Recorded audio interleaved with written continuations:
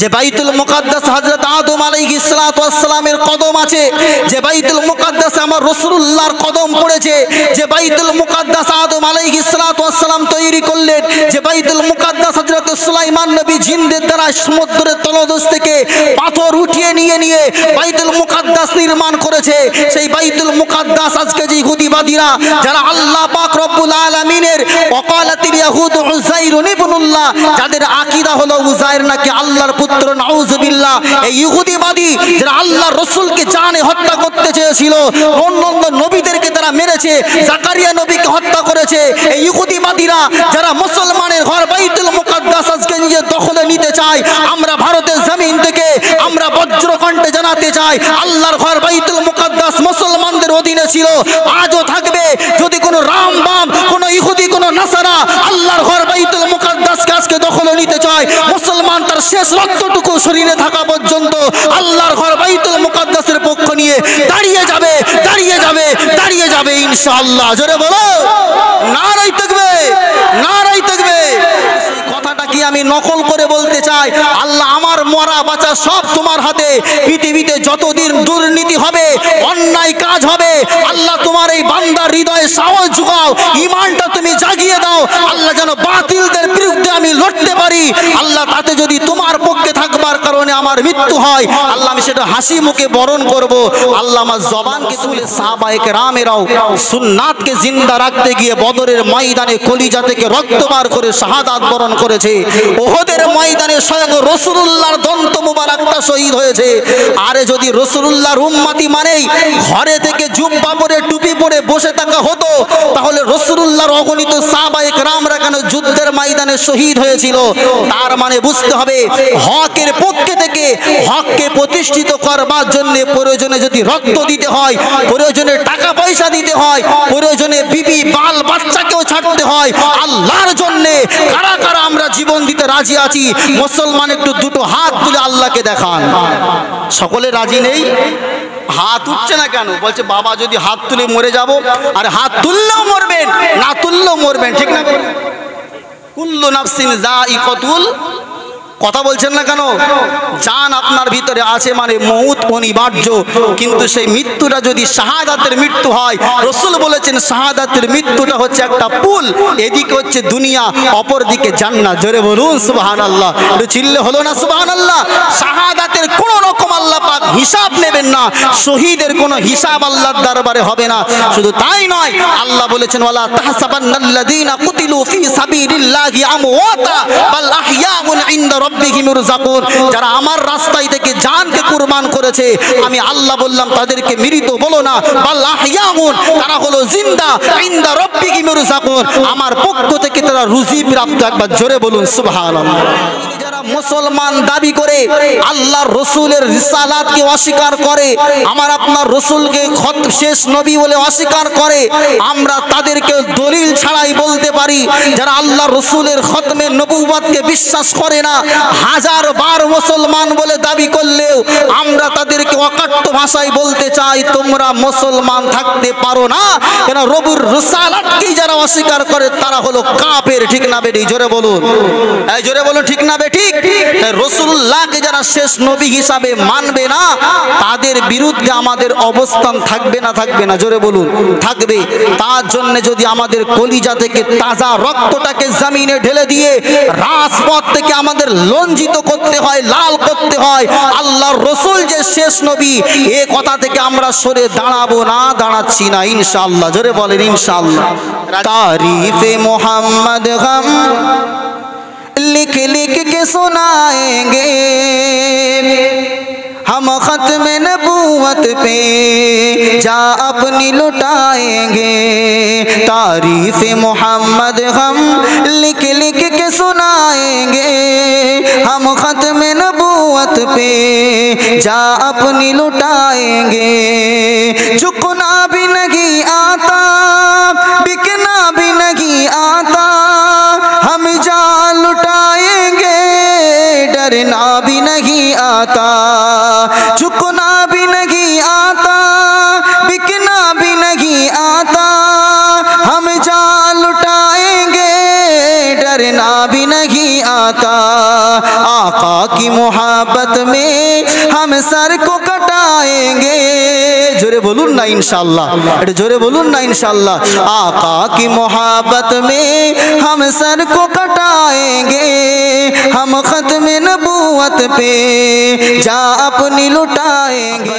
भैया नौजवानेरा तरुणेरा যুবকেরা এ নবী পাকের দিওয়ানারা আমার আল্লাহ পাক সেদিন হাত দুটোকে কথা বলবার ব্যবস্থা করে দেবেন।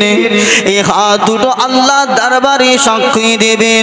অত কাল্লিমুনা আইদিহিম, আল্লাহ পাক বললেন হাত দুটো আমি আল্লাহ আমার সাথে কথা বলবে।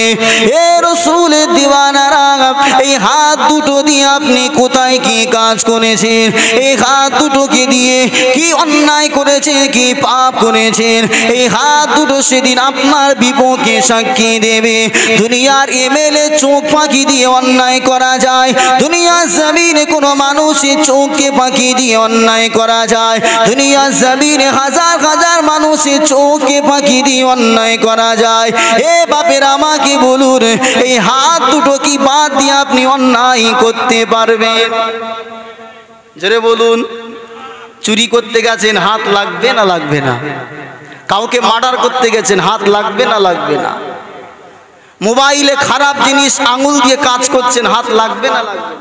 নাকি অন্যায় করবার সময় হাত বাড়িতে রেখে অন্যায় করতে যাবেন? অসম্ভব। পৃথিবীর কোন মানুষের সাক্ষী দেওয়ার প্রয়োজন হবে না। আপনার শরীরে আল্লাহ পাক এমন কিছু সিসিটিভি ক্যামেরা লাগিয়ে রেখেছেন, আল্লাহ কোরআনের ভাষায় যেটাকে বলেছেন হাত আর পা, আল্লাহ বলছে ওয়া তুকাল্লিমুনা আইদিহিম ওয়া তাশহাদু আরজুলুহুম। এ বান্দা কাকে ফাঁকি দিয়ে পাপ করতে চলেছো, কাকে ফাঁকি দিয়ে অন্যায় করতে যাচ্ছ? তুমি কি জানো না তোমার শরীরে চারটে সিসিটিভি ক্যামেরা আছে, যেটা তোমার দুটো হাত আর দুটো পা সবাইকে ফাঁকি দিতে পারবে। বান্দা মনে রেখো, হাত আর পাকে তুমি কখনোই ফাঁকি দিতে, একটু জোরে বলেন, অসম্ভব। সিসিটিভি ক্যামেরা আজকে হয়েছে, ঠিক না বে ঠিক? কিন্তু আমার আল্লাহ পাক রব্বুল আলামিন এই সব আমাদের পাপ কাজগুলো অটোমেটিক তার কুদরতি ক্যামেরায় লোড হচ্ছে। ও মেমোরির কোনো জিবি হয় না, 64, 100, 800 জিবি নয়, ও কোটি কোটি জিবি। যত পাপ হবে, যত ভালো কাজ হবে, সব রেকর্ড হবে। সুবহানাল্লাহ বলে। এ দুনিয়ার মানুষের তৈরিকৃত মেমোরি নয় যে ভাইরাস ঢুকলে আবার অ্যান্টিভাইরাস মারতে হবে, ও লোড হবে না। বাবাজি আমার, তাহলে আমি যেটা বোঝাতে চাইছিলাম, পৃথিবীর সব কিছু ফাঁকি দিয়ে অন্যায় করা যেতে পারে। হাত বলতে পারবেন? আব্বাজা ভাইয়ানেরা, নওজওয়ানেরা, তরুণেরা, এ রাসূলের আশিকেরা, আমি আপনাকে এই জন্য বুঝাতে চাইছিলাম, আমার আল্লাহ পাক কুরআনুল কারীমের ভিতরে স্পষ্ট জানিয়ে দিয়েছেন, ওগো বান্দা এই আয়াতকে যেন কখনোই ভুলো না। বান্দা, আমি আল্লাহ আমার ভয় করো আর না করো, আমি আল্লাহ আমাকে দেখতে পাও আর না পাও, আমি আল্লাহ তোমাকে জানালাম, তুমি যে হাতকে এত যত্ন নিচ্ছ, এত কিছু হাতের উপরে মালিশ করছো, তেল মাখাচ্ছ, ওই হাতটা কিন্তু তোমার বিরুদ্ধে সাক্ষী প্রদান করবে। আল্লাহ পাক কোরআনের ভিতরে আরো জানিয়ে দিলেন ওয়া তাশহাদু আরজুলুহুম। ও বান্দারা মনে রাখো, আমি আল্লাহ জানিয়ে দিলাম তোমাদের পা দুটো আমি আল্লাহ আমার সাথে সাক্ষী দেবে। এই পাটা দিয়ে ঘেটে ঘেটে গানের কনসার্টে গিয়েছিলে, এই পাটা দিয়ে ঘেটে ঘেটে সিনেমা হলে গিয়েছিলে, এই পাটা ঘেটে দিয়ে, এই পাটা দিয়ে ঘেটে ঘেটে পর নারীর কাছে গিয়েছিলে। বান্দা সবাইকে ফাঁকি দিতে পারবে, এই পার হাতের সাক্ষীটাকে কিন্তু ফাঁকি দিতে পারবে না। এ নওজওয়ানেরা, তরুণেরা, এ রাসূলের আশিকেরা, তারপরেও আল্লাহর কিছু বান্দা কিয়ামতের দিবসে তাদের এই পাপের কাজগুলোকে অস্বীকার করবে। কি করবে? অস্বীকার করবে। বলবে আল্লাহ এটা মনে হচ্ছে কোনো জায়গায় একটু ভুল টুল হচ্ছে, আল্লাহ মনে হচ্ছে কোনো একটা ভুল হচ্ছে। আমার আল্লাহ পাক সঙ্গে সঙ্গে কি করবেন? এইবার ওই ক্যামেরাটা বার করবেন। ক্যামেরা মানে ক্যামেরা মানে কি ভিডিও? আমি বুঝাবার জন্য বলছি। যখন বান্দা এটাকে অস্বীকার করবে, আমার আল্লাহ পাক কোরআনে 30 নম্বর পারা সূরা ইনফিতারের ভিতরে জানিয়ে দিয়েছেন, কিরামান কাতিবিন ইয়ালামুনা মা তাফআলুন। হে বান্দারা, তোমরা এই আমলনামাটাকে হয়তো অস্বীকার করছো। আল্লাহ পাক যে আমাদের কাঁধে দুটো ফারিস্তা রেখেছেন, কিরামান কাতিবিন ইয়ালামুনা মা তাফআলুন। দুনিয়া জমিনে আমরা যে কাজগুলো করি, ওই কাজগুলো লেখা হলো ফারিস্তা দুজনের কাজ। আমরা সবাই জানি না কিরামান কাতিবিন। আমরা অনেকে বলি যে একটা ফারিস্তার নাম হলো কিরামান আর একটা ফারিস্তার নাম কাতিবিন। এটা কিন্তু না, দুই ফারিস্তার নাম কি এটা আসলে কিতাবে পাওয়া যায় না। আসলে কিরামান কাতিবিন এই দুটো ফারিস্তার নাম নয়। কিরামান মানে হলো সম্মানীয়, আর কাতিবিন মানে হচ্ছে লেখক। অর্থাৎ দুইজন সম্মানীয় লেখক আমাদের কাঁধে আছে, মানে দুইজন ফারিস্তা। এখন যে ভালো কাজ করে, ডান দিকের ফারিস্তাটা ঝট করে কি করে, লিখে নেন। আর বাম দিকের ফারিস্তাটা কি করেন, বান্দা যখন খারাপ কাজ করে, মনে করুন ফজরের নামাজের পর বান্দা অন্যায় করেছে, তাফসীর থেকে বলছি বাপ, সব কটা রেফারেন্স আমি দিতে পারবো, মাশাআল্লাহ। খারাপ কাজ করেছে, মনে করেন একটা অন্যায় করার সাথে সাথে বাম দিকেরটা লিখতে যাচ্ছে, ডান দিকেরটা বলে একটু ওয়েট কর, এখনো জোহরের নামাজের সময় আছে, যদি জোহরের নামাজে আল্লাহর বান্দা তাওবা করে তাহলে যেন আর লিখিস না। একবার জোরে একটু আওয়াজ দিয়ে বলেন। আর ভালো কাজ করেছেন, নিয়ত করেছেন, সঙ্গে সঙ্গে ওটা খাতায় লেখা হয়ে যায়। জোরে বলুন না সুবহানাল্লাহ। ওয়েট হয় না, দেরি হয় না। কিন্তু জোহরের সময় আপনি ক্ষমা চাইলেন না, বাম দিকেরটা বলে এবারে লিখি, বলে ওয়েট করে, এখনো আসরের টাইমটা আছে। আসর, মাগরিব, ঈশার পরেও যখন বান্দা তাওবা না করে শুয়ে পড়ে, ওই হতভাগা চিন্তা করে না যে আমি অন্যায় করেছি, পাপ করেছি, আল্লাহর কাছে একটু অনুতপ্ত হয়ে, অনুশোচনা হয়ে একটু আল্লাহর কাছে ক্ষমা চাইবো। যখন এই নির্বোধ নাফরমান যখন ঈশার নামাজের পরেও যখন শুয়ে পড়ে, তখন বাম দিকের ফারিস্তাটা বাধ্য হয়ে কি করে, গোনাটা লিখে নেয়। এই রকম ভাবে গোনা আর নেকির কাজ দুই ফারিস্তা লিখছে, আল্লাহ পাক ওই আমলনামা বান্দার সম্মুখে হাজির করে দেবেন। এ নওজওয়ানেরা, তরুণেরা, এ আমার আব্বা জানেরা, ভুল আমাকে বুঝবেন না। আল্লাহ পাক সূরা বানী ইসরাঈলের অপর আয়াতের ভিতরে আল্লাহ স্পষ্ট আরো জানিয়ে দিয়েছেন, ওই আমলনামাটুকু নিয়ে এবার বান্দার সম্মুখে আল্লাহ হাজির করে দেবেন। আল্লাহ পাক নিজেই বান্দাকে অর্ডার করবেন, আদেশ করবেন, ইকরা কিতাবাক কাফা বিনাফসিকাল ইয়াউমা আলাইকা হাসিবা। এ আমার বান্দা, তুমি তোমার এই আমলনামাটা নিয়ে নিজে এবার পড়া আরম্ভ করো। কাফা বিনাফসিকাল ইয়াউমা আলাইকা হাসিবা। এই আমলনামার বিষয়ে কারো সাক্ষী দেওয়ার প্রয়োজন নাই, কারো সাক্ষ্য দেওয়ার প্রয়োজন নাই। তোমার আমলনামার বিচারে তুমি নিজেই সাক্ষী দেওয়ার জন্য যথেষ্ট। আল্লাহ পাকের ওই বান্দাটা এবার আমলনামাটুকু নিয়ে আল্লাহর সম্মুখে দাঁড়িয়ে দাঁড়িয়ে পড়তে থাকবে। আহারে কি আমলনামা, কি আমলনামা, কোন রাত্রিতে অন্ধকারে পৃথিবীর লোকে চোখে ফাঁকি দিয়ে একবার আল্লাহ বলে আল্লাহকে ডেকেছিলাম, ওই কথাটাও আমলনামাতে লেখা রয়েছে। আর কোন অন্ধকারে তামাম পৃথিবীর মানুষের চোখে ফাঁকি দিয়ে একটা অন্যায় করেছিলাম, সেই অন্যায়টা ওই আমলনামাতে লেখা রয়েছে। তখন আল্লাহ পাকের বান্দাটা অস্বীকার করতে আর পারবে না, আল্লাহর কাছে বলবে, আল্লাহ এ কি আমলনামা, আমার প্রত্যেকটা কাজই তো এই আমলনামায় লেখা আছে, আর এটা তো থাকবেই থাকবে। কেন আল্লাহ কোরআনে স্পষ্ট জানিয়ে দিয়েছেন, ফামাইয়া আমাল মিসকালা যাররাতিন খায়রান ইয়ারা ওয়া মাইয়া আমাল মিসকালা যাররাতিন শাররান ইয়ারা। এ আমার বান্দা বান্দিরা, মনে রাখো, দুনিয়া জমিনে যদি একটা ক্ষুদ্রতম ভালো কাজ করো, আমি আল্লাহ ইয়ারাহু সেটাও তোমাকে কিয়ামতের দিবসে হাজির করব। ওমাই আমাল মিসকালা যাররাতিন শাররান ইয়ারা, আর দুনিয়ার জমিনে যদি একটা ক্ষুদ্রতম পাপের কাজ করো, আমি আল্লাহ বললাম ওই ক্ষুদ্রতম পাপের কাজটাকেও আমি আল্লাহ তোমার সম্মুখে হাজির করব। এ নওজওয়ানেরা, আল্লাহ পাকের ওই বান্দাটা যখন ওই আমলনামাটুকু দেখবে আর কিছু সে বলতে পারবে না। কেননা আমার আল্লাহ পাক রব্বুল আলামিন তিনি কোনো বান্দার উপরে জুলুম করেন না। আমার আল্লাহ পাক রব্বুল আলামিন জুলুম করনেওয়ালাকে পছন্দ করেন না। আমার আল্লাহ বান্দার উপরে জুলুম করবে না। এ নওজওয়ানেরা, আমি আপনাকে বুঝাতে চাই, তাহলে দুনিয়ার জমিনে যে আমরা পাপগুলো করছি, অন্যায়গুলো করছি, আল্লাহর সঙ্গে নাফরমানি করছি, এই কাজগুলো আল্লাহর কাছে রেকর্ড হচ্ছে না হয় না? একটু আওয়াজ দিয়ে বলেন। বলছে সুবহানাল্লাহ।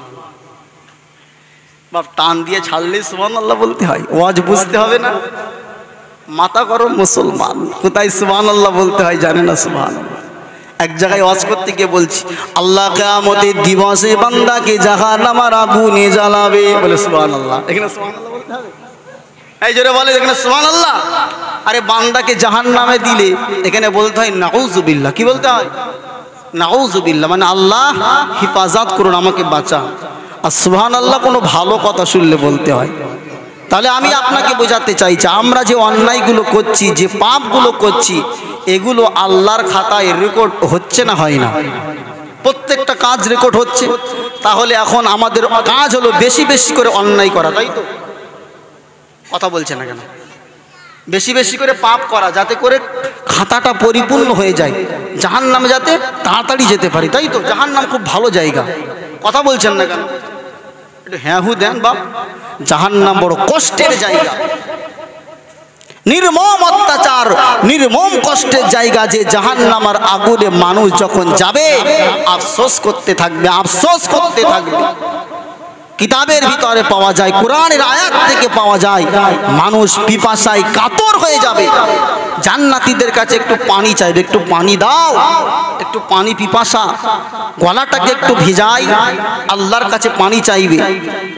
আল্লাহ পাক রব্বুল আলামিন কোরআনুল কারীমের ভিতরে জানিয়ে দিয়েছেন, সেদিন জান্নাতীরা বলবে যে আল্লাহ পাক তোমাদের জন্য জান্নাতের সুখ শান্তি, সমস্ত আরাম আয়েশকে আল্লাহ পাক হারাম করে দিয়েছেন, পাবে না।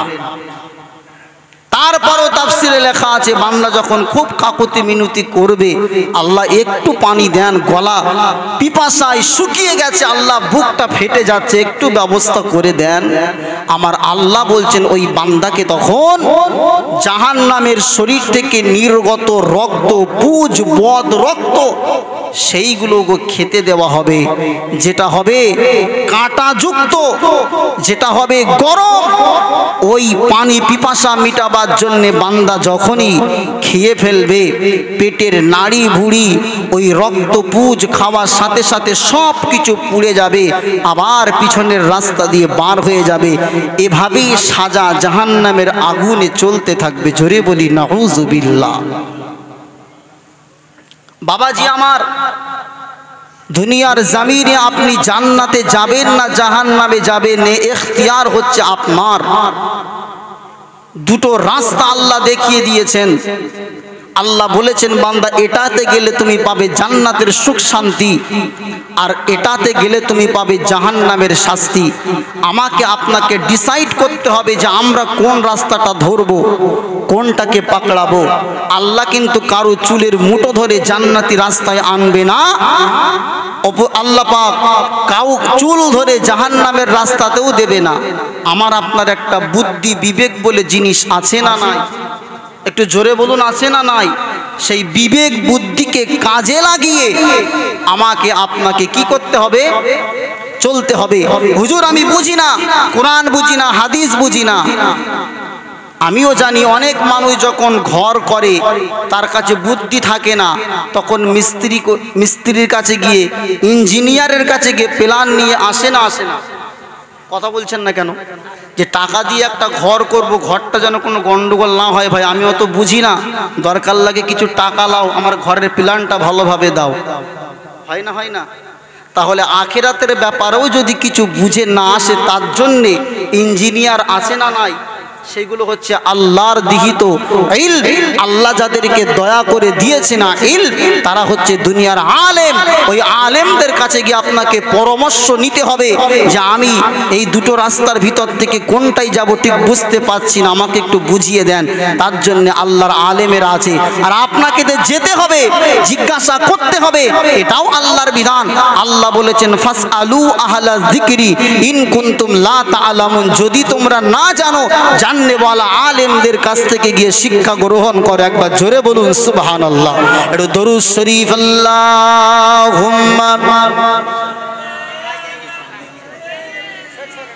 ঠান্ডা না কিন্তু, হ্যাঁ নরমাল। ওয়ালা আলি সাইয়্যিদিনা, একটু প্রাণ খুলে পড়েন না বাবাজি, উচ্চ আওয়াজে আল্লাহুম্মা সাল্লি আলা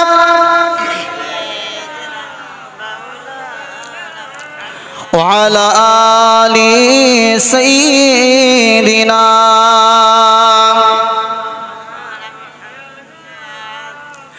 तारीफ मोहम्मद हम लिख लिख के सुनाएंगे, हम खत्म नबूवत पे जा अपनी लुटाएंगे। जोरे बोलून इंशाअल्लाह, এটা আওয়াজ দিয়ে বলেন না ইনশাআল্লাহ। খতমে নবুওয়াত অর্থাৎ আল্লাহর রাসূল যে শেষ নবী, এতে কোনো সন্দেহ আছে? এটা জোরে বলছেন না কেন? দুনিয়ার বুকে কিছু হাইব্রিড আছে, তাদেরকে আমরা বলি কাদিয়ানি। এরা আমার আপনার নবীকে শেষ নবী বলে মানে না। এরা গোলাম আহমদ কাদিয়ানি, যার পাঞ্জাবে বাড়ি, পায়খানা ঘরে মৃত্যু হয়েছিল। এই গোলাম আহমদকে তারা বলে এ নাকি শেষ নবী, কিন্তু আল্লাহ কোরআনে সার্টিফিকেট দিয়েছেন ওয়া খাতামান নবিয়্যিন। আল্লাহ বলেছেন আমার নবী মুহাম্মাদই হলো শেষ নবী। একবার জোরে বলুন সুবহান। হাদিস শরীফের ভিতরে আল্লাহ রাসূল খোদ নিজে বলেছেন আনা খাতামুন নবিয়্যিনা লা নাবিয়্যা বাদি, আমি নবী হলাম শেষ নবী, আমার পরে আর কোন নবী, এটা জোরে বলুন, আসবে না। তাহলে দুনিয়ার জমিনে যারা মুসলমান দাবি করে আল্লাহর রাসূলের রিসালাতকে অস্বীকার করে, আমার আপনার রাসূলকে শেষ নবী বলে অস্বীকার করে, আমরা তাদেরকে দলিল ছাড়াই বলতে পারি যারা আল্লাহর রাসূলের খতমে নবুওয়াতকে বিশ্বাস করে না, হাজার বার মুসলমান বলে দাবি করলেও আমরা তাদেরকে অকাট্য ভাষায় বলতে চাই তোমরা মুসলমান থাকতে পারো না। কেন রবুর রিসালাতকে যারা অস্বীকার করে তারা হলো কাফের। ঠিক না বেটি? জোরে বলুন, এই জোরে বলুন, ঠিক না বেঠিক? রাসূলুল্লাহকে যারা শেষ নবী হিসাবে মানবে না, তাদের বিরুদ্ধে আমাদের অবস্থান থাকবে না? থাকবে না? জোরে বলুন, থাকবে। তার জন্য যদি আমাদের কলিজা থেকে তাজা রক্তটাকে জমিনে ঢেলে দিয়ে রাজপথ থেকে আমাদের লজ্জিত করতে হয়, লাল করতে হয়, আল্লাহর রাসূল যে শেষ নবী, এই কথা থেকে আমরা সরে দাঁড়াবো না? দাঁড়াচ্ছি না ইনশাআল্লাহ। জোরে বলেন ইনশাআল্লাহ। রাজি আছি তো ইনশাআল্লাহ? तारीफ मोहम्मद हम लिख लिख के सुनाएंगे, हम खत्म नबूवत पे जा अपनी लुटाएंगे। तारीफ मोहम्मद हम लिख लिख के सुनाएंगे, हम खत्म नबूवत पे जा अपनी लुटाएंगे। झुकना भी नहीं आता, बिकना भी नहीं आता, हम जान लुटाएंगे, डरना भी नहीं आता। झुकना भी नहीं आता, बिकना भी नहीं आता, हम जान लुटाएंगे, डरना भी नहीं आता। आका की मोहब्बत में हम सर को कटाएंगे। जोरे बोलून ना इंशाअल्लाह, अरे जोरे बोलून ना इंशाअल्लाह। आका की मोहब्बत में हम सर को कटाएंगे, हम खत्म नबूवत पे जा अपनी लुटाएंगे। तारीफ मोहम्मद हम लिख लिख के सुनाएंगे, हम खत्म नबूवत नबूवत पे जा अपनी लुटाएंगे। जो उनके दीवाने गे ओ दिल की तराने गे, गुस्ताख नबी गे जो शैतान के दीवाने हैं। जो उनके दीवाने गे ओ दिल की तराने गे, गुस्ताख नबी गे जो शैतान के दीवाने हैं। गुस्ताख मोहम्मद का हम नाम मिटाएंगे। हम खत्म नबूवत पे जा अपनी लुटाएंगे। तारीफ मोहम्मद हम लिख लिख के सुनाएंगे। हम खत्म नबूवत पे जा अपनी लुटाएंगे। अल्लाहुम्मा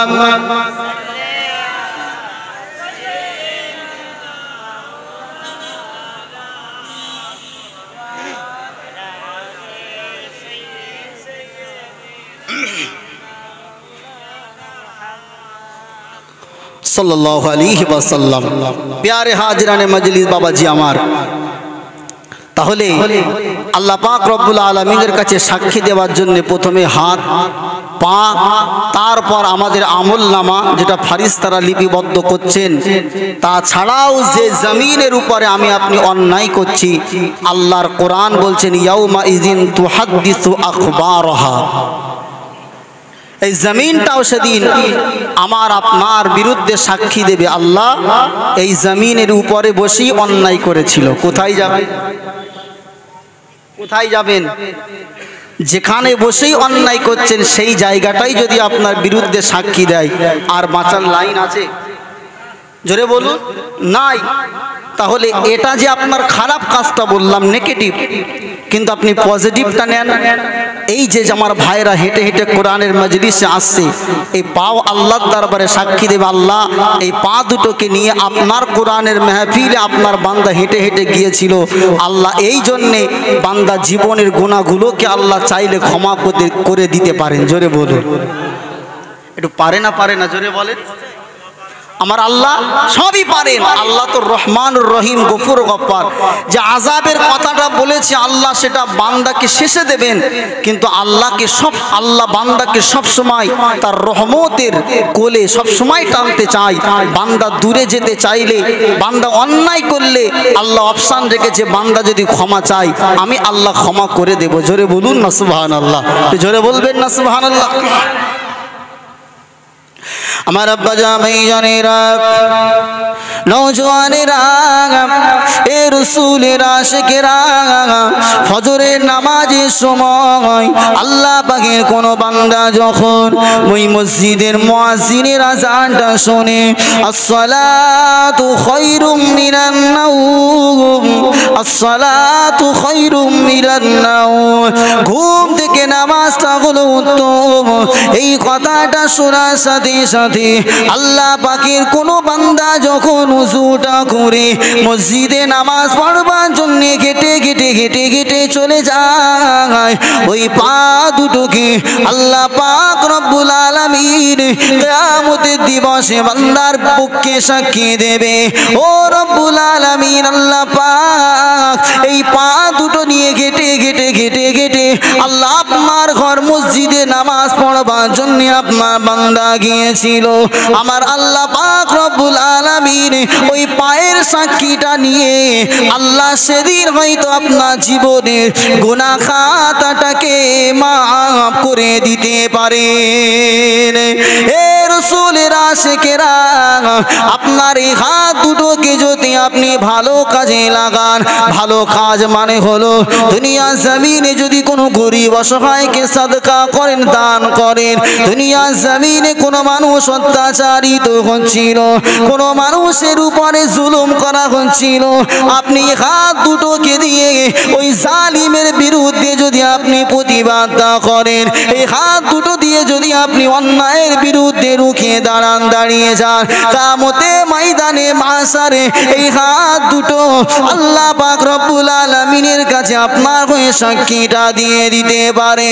এ নওজওয়ানেরা, তরুণেরা, আল্লাহ পাক রব্বুল আলামিনের যে ঘর ফিলিস্তিনের জমিনে বর্তমান ইহুদিরা দখল করবার চেষ্টা চালাচ্ছে, জেরুজালেমে অবস্থিত বাইতুল মুকাদ্দাস, যেটা হলো কাবা শরীফের 40 বছর পরে আল্লাহ পাক রব্বুল আলামিনের নবী হযরত আদম আলাইহিস সালাতু ওয়াস সালাম তৈরি করেছিলেন। ওই ইহুদিরা বাইতুল মুকাদ্দাসকে আজকে দখল করবার প্রয়াস চালিয়ে যাচ্ছে। আজকে আমি আপনি হাত দিয়ে তো প্রতিবাদ করতে পারি না, পা দিয়েও প্রতিবাদ করতে পারি না, এখান দিয়ে কোনো রকম প্রতিবাদ আমরা করতে পারি না, কিন্তু নামাজের শেষে যদি ওই নির্মম অত্যাচার, ওই নির্মম জালিমদের বিরুদ্ধে যদি ফিলিস্তিনের পক্ষ নিয়ে কাবা বাইতুল মুকাদ্দাসের হিফাজতের জন্য আল্লাহর দরবারে যদি দুটো হাত তুলে দোয়া করি, ও রব্বুল আলামিন আল্লাহ পাক আপনার ওই ফিলিস্তিনের বান্দাগুলো বড় অসহায়, আল্লাহ আপনি ওদেরকে হিফাজত করুন। না জানি এই দোয়া করার কারণে এই হাত দুটো আপনার পক্ষে সাক্ষী দিয়ে আপনাকে জান্নাতের দরওয়াজা পর্যন্ত পৌঁছে দিতে পারে। পারে না পারে না জোরে বলুন। বাইতুল মুকাদ্দাস এটা কাদের ঘর জোরে বলুন? মুসলমানদের ঘর। এই ঘর তৈরি হয়েছিল হযরত আদম আলাইহিস সালাতু ওয়াস সালাম তৈরি করেছিলেন, পরে অনেকবার পুনরায় নির্মাণ হয়েছে। কিন্তু আল্লাহ রাসূলকে একবার জিজ্ঞাসা করা হয়েছিল, ইয়া রাসূলুল্লাহ হাবিবাল্লাহ, পৃথিবীর বুকে সর্বপ্রথম মসজিদ কোনটি, ঘর কোনটি? আল্লাহ রাসূল বলেছিলেন বাইতুল্লাহ, তার মসজিদুল হারাম কাবা। তারপরে রাসূলুল্লাহকে জিজ্ঞাসা করা হলো, তারপর নবী বললেন সেটা হচ্ছে বাইতুল মুকাদ্দাস। ইয়া রাসূলুল্লাহ, কাবা আর বাইতুল মুকাদ্দাসের মধ্যে কত দিনের ব্যবধান? হাদিসে স্পষ্ট এসেছে, সহিহ হাদিস, 40 বছরের ব্যবধান। অর্থাৎ কাবা 40 বছর পর বাইতুল মুকাদ্দাসটাকে আল্লাহ পাক রব্বুল আলামিন বানিয়েছেন। পৃথিবীর জমিনে আল্লাহ যত নবী পয়গম্বরকে আল্লাহ পাঠিয়েছেন, এমন কোন নবী আল্লাহ পাক পাঠাননি যার কদমের ধুলি বাইতুল মুকাদ্দাসে পড়ে নাই। নবী আমার মক্কাতুল মুআজ্জামাতে জন্মগ্রহণ করলেও আমার আল্লাহ পাক 27 রজব মেরাজের রাত্রিতে হযরতে জিবরিল আমিন মারফত বুরাকের পৃষ্ঠে আরোহণ করিয়ে মসজিদুল হারাম থেকে মসজিদুল আকসার পবিত্র ভূমি আল্লাহ পাক ওই বাইতুল মুকাদ্দাসের ভিতরে নবীকে প্রবেশ করিয়ে 2 রাকাত নামাজ পড়িয়ে तमाम নবীদেরকে পিছনে রেখে আল্লাহ পাক সেদিন প্রমাণ করলেন, হাবিব আপনি হচ্ছেন শুধু तमाम পৃথিবীর মানুষের নবী নন, আমি আল্লাহ পাক আপনাকে এটাও জানিয়ে দিলাম যে আপনি নবীদের নবী। জোরে বলুন সুবহানাল্লাহ। যে বাইতুল মুকাদ্দাস হযরত আদম আলাইহিস সালাতু ওয়াস সালামের কদম আছে, যে বাইতুল মুকাদ্দাসে আমার রাসূলুল্লাহর কদম পড়েছে, যে বাইতুল মুকাদ্দাস আদম আলাইহিস সালাতু ওয়াস সালাম তৈরি করলেন, যে বাইতুল মুকাদ্দাস হযরত সুলাইমান নবী জিনদের দ্বারা সমুদ্রের তলদেশ থেকে পাথর উঠিয়ে নিয়ে বাইতুল মুকাদ্দাস নির্মাণ করেছে, সেই বাইতুল মুকাদ্দাস আজকে যে ইহুদিবাদীরা যারা আল্লাহ পাক রব্বুল আলামিনের ওয়াকালাতিল ইয়াহুদ উযাইর ইবনুল্লাহ, যাদের আকীদা হলো উযাইর নাকি আল্লাহর পুত্র, নাউযুবিল্লাহ, এই ইহুদিবাদী যারা আল্লাহর রাসূলকে জানে হত্যা করতে চেয়েছিল, অন্যান্য নবীদেরকে তারা মেরেছে, জাকারিয়া নবীকে হত্যা করেছে, এই ইহুদিবাদীরা যারা মুসলমানের ঘর বাইতুল মুকাদ্দাস আজকে নিজের দখলে নিতে চায়, আমরা ভারতের জমিন থেকে আমরা বজ্রকণ্ঠে জানাতে চাই আল্লাহর ঘর বাইতুল মুকাদ্দাস মুসলমানদের অধীনে ছিল, আজও থাকবে। যদি কোনো রামবাম, কোনো ইহুদি, কোনো নাসারা আল্লাহর ঘর বাইতুল মুকাদ্দাসকে আজকে দখলে নিতে চায়, মুসলমান তার শেষ রক্তটুকু শরীরে থাকা পর্যন্ত আল্লাহর ঘর বাইতুল মুকাদ্দাসের পক্ষ নিয়ে দাঁড়িয়ে যাবে, দাঁড়িয়ে যাবে, দাঁড়িয়ে যাবে ইনশাআল্লাহ। জোরে বলো নারায়ে তাকবীর, নারায়ে তাকবীর। থাকবেন না, থাকবেন না? এই জোরে বলেন। যদি সহযোগিতার প্রয়োজন হয় ফিলিস্তিনি মুসলমানদের পাশে আমরা থাকব। যদিও আমাদের দেশের কিন্তু যিনি হেড কমান্ডার নেই, আছে, সব কথা বললেও আবার বেফাস, জানের পরোয়া করে লাভ নাই। এই কথা বলে লাভ আছে? মৃত্যু আমার নির্ধারিত হয়ে আছে, মৃত্যু আমার নির্দিষ্ট টাইমে লেখা আছে, কিন্তু হক কথা বলবো। गिधार की 100 साल की जिंदगी से शेर की एक दिन की जिंदगी बेहतर है। 100 বছর শিয়াল হয়ে বেঁচে থাকার থেকেও একদিন বাঘের মতন জীবন কাটানো এটা অতি উত্তম, ঠিক না? অন্যায় হবে চোখের সম্মুখে, জেলে দেবে, ফাঁসির কাস্টে চড়াবে, জানে মেরে ফেলবে। এই কথা চিন্তা করে যদি আলেম ওলামা যদি পিছিয়ে যায়, সাধারণ মানুষ যাবে কোথায়? তাই আমার মৃত্যু, আমার হায়াত, আমার মওত, আল্লাহ পাক নবীকে দোয়া শিখিয়েছেন। নবী আপনি বলুন, ইন্না সলাতি, আমার নামাজ, ওয়া নুসুকি, আমার কুরবানি, ও মাহইয়ায়া, আমার বেঁচে থাকা, ও মামাতি, আমার মরে যাওয়া, লিল্লাহি রাব্বিল আলামিন, সব আল্লাহর তোমার হাতে। জোরে বলুন সুবহানাল্লাহ। নবীর সেই কথাটা কি আমি নকল করে বলতে চাই? আল্লাহ আমার মরা বাঁচা সব তোমার হাতে। পৃথিবীতে যতদিন দুর্নীতি হবে, অন্যায় কাজ হবে, আল্লাহ তোমার এই বান্দার হৃদয়ে সাহস জোগাও, ঈমানটা তুমি জাগিয়ে দাও। আল্লাহ যেন বাতিলদের বিরুদ্ধে আমি লড়তে পারি। আল্লাহ তাতে যদি তোমার পক্ষে থাকবার কারণে আমার মৃত্যু হয়, আল্লাহ আমি সেটা হাসি মুখে বরণ করব। আল্লাহ আমার জবানকে তুমি খুলে রাখো। এই দোয়াটা আপনারা করবেন না? বাবাজি আমার, তাহলে এই দুটো হাত দিয়ে যদি আমরা ফিলিস্তিনিদের জন্য একটু দোয়া করি, এই হাত দুটো আমার আপনার জন্য আল্লাহর দরবারে সাক্ষী দেবে। আমরা কি এটা চাই না? জোরে বলুন। কার জন্য দুনিয়া করছে? লক্ষ লক্ষ টাকা, কোটি কোটি টাকা ব্যাংকে জমা আছে, আল্লাহর রাস্তায় খরচ করেন না। মরে গেলে আপনার ভাইদের ভিতরে মারপিট বাঁধবে। ও বলবে আমি নেবো 2 কোটি, ও বলবে আমি নেবো। ঠিক না বেটি? আপনি কবরে কিন্তু লাশ হয়ে পৌঁছে যাবেন, হাড় হাড্ডি কিছুই থাকবে না বাপ। কিন্তু 1 কোটি টাকা থেকে যদি 1 লক্ষ টাকা আল্লাহর ঘরে দান করে যান, আল্লাহ রসুল বলছেন ওই দানটাই আপনার নাজাতের জারিয়া হবে। জোরে বলুন সুবহানাল্লাহ। কি মূল্য আছে দুনিয়ার বাপ? কি মূল্য আছে? দুনিয়া করবার প্রয়োজন অবশ্যই আছে, আখিরাতকে লাথি মেরে, জোরে বলুন, নয়। আমরা আখিরাতকে বাঁচিয়ে রেখে দুনিয়া করব। সকলে বলি ইনশাআল্লাহ। আজ আছি কাল থাকবো না, কিন্তু এই সামান্য জীবনের জন্য আখিরাতকে আমরা নষ্ট করতে চাই না। সকলে বলি ইনশাআল্লাহ। আপনারা কি কষ্ট পেলেন? একটু দুঃখ পেলেন বাবাজিরা? একটু জোরে বললাম বলে দুঃখ পেলেন? আরে যেখানে জোরে বলবার সেখানে জোরে বলতে হবে। আমার নবী যখন খুতবা দিতেন, হাদিসে পড়েছি, রাসূলুল্লাহ চেহারা মোবারকটা মাঝে মাঝে লাল বর্ণের হয়ে যেত। তার মানে নবীজিও মাঝে মাঝে উচ্চ আওয়াজে কথা বলতেন, আবার নবীজি নরম সুরেও কথা বলতেন। আলেম ওলামা মানে জোরে বলবে না, এটা কি ঠিক? এই জোরে বলছেন না কেন? এই যে মানুষকে ইমানই জাগ্রত করা, মানুষের ইমান দমে থাকে, বসে থাকে, এটাকে জাগ্রত করার দায়িত্ব হলোই আলেম ওলামাদের। আমরা যদি ঘরে চুরি পরে শুয়ে থাকি, সাধারণ মানুষ তো লেপ থেকে আর বার হবেন। জোরে বলেন বাবাজি আমার, ইসলামের জন্য প্রস্তুত থাকতে হবে না? হবে না? শুধু খাবার শেষে মিষ্টি খাওয়া আর বড় জুব্বা পড়ার নাম কিন্তু সুন্নতি মুহাম্মাদি নয়। আল্লাহ রসুলের সাহাবায়ে কেরামেরাও সুন্নাতকে জিন্দা রাখতে গিয়ে বদরের ময়দানে কলিজা থেকে রক্ত বার করে শাহাদাত বরণ করেছে। ওহদের ময়দানে স্বয়ং রাসূলুল্লাহর দন্ত মুবারকটা শহীদ হয়েছে। আরে যদি রাসূলুল্লাহর উম্মতি মানেই ঘরে থেকে জুব্বা পরে টুপি পরে বসে থাকা হতো, তাহলে রাসূলুল্লাহর অগণিত সাহাবায়ে কেরামরা কেন যুদ্ধের ময়দানে শহীদ হয়েছিল? তার মানে বুঝতে হবে, হকের পক্ষে থেকে হককে প্রতিষ্ঠিত করবার জন্য প্রয়োজনে যদি রক্ত দিতে হয়, প্রয়োজনে টাকা পয়সা দিতে হয়, প্রয়োজনে বিবি বাল বাচ্চাকেও ছাড়তে হয় আল্লাহর জন্য, কারা কারা আমরা জীবন দিতে রাজি আছি? মুসলমান একটু দুটো হাত তুলে আল্লাহকে দেখান। সকলে রাজি নেই? হাত উঠছে না কেন? বলছে বাবা যদি হাত তুলে মরে যাব। আর হাত তুললেও মরবেন, না তুললেও মরবেন। ঠিক না? কুল্লু নাফসিন যায়িকাতুল, কথা বলছেন না কেন? জান আপনার ভিতরে আছে মানে মউত অনিবার্য, কিন্তু সেই মৃত্যুটা যদি শাহাদাতের মৃত্যু হয়, রাসূল বলেছেন শাহাদাতের মৃত্যুটা হচ্ছে একটা পুল, এদিকে হচ্ছে দুনিয়া, অপর দিকে জান্নাত। জোরে বলুন সুবহানাল্লাহ। একটু চিল্লে হলো না সুবহানাল্লাহ? শাহাদাতের কোন রকম আল্লাহ পাক হিসাব নেবেন না, শহীদের কোনো হিসাব আল্লাহর দরবারে হবে না।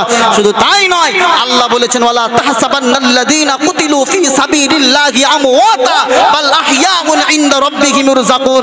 যারা আমার রাস্তায় থেকে জানকে কুরবান করেছে, আমি আল্লাহ বললাম তাদেরকে মৃত বলো না, বাল আহইয়াউন, তারা হলো জিন্দা, ইনদা রাব্বিহিম ইরযাকুন, আমার পক্ষ থেকে তারা রুজি প্রাপ্ত। একবার জোরে বলুন সুবহানাল্লাহ।